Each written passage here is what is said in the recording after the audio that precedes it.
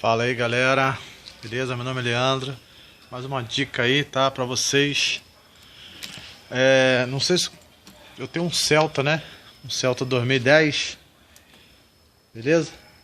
E eu tava sentindo um barulho muito estranho nas portas, barulho insuportável, barulho que qualquer buraquinho paralelepípedo fica tic, tic, tic, tic. Barulho muito esquisito mesmo, mas horrível, horrível.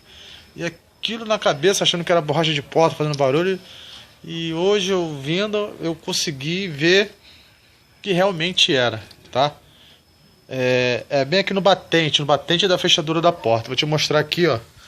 Tá vendo aqui? Isso aqui, ó, quando ele tá seco, isso aqui fica fazendo barulho. Já lubrifiquei aqui já passei um desengripante. Parou de fazer o barulho, tá? Vocês pegam o desengripante, espirra bem na batentezinha ali, que aquele é uma borracha com ferro, fazendo uns barulhinhos de tipo de borracha mesmo, um próximo enjoado.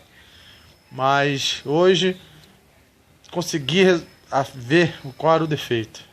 Só jogar um desengripantezinho ali, que vocês vão ver como é que vai parar esse barulho da porta desse carro do Celta. Valeu? Fica um abraço pra vocês e isso aí, tamo junto.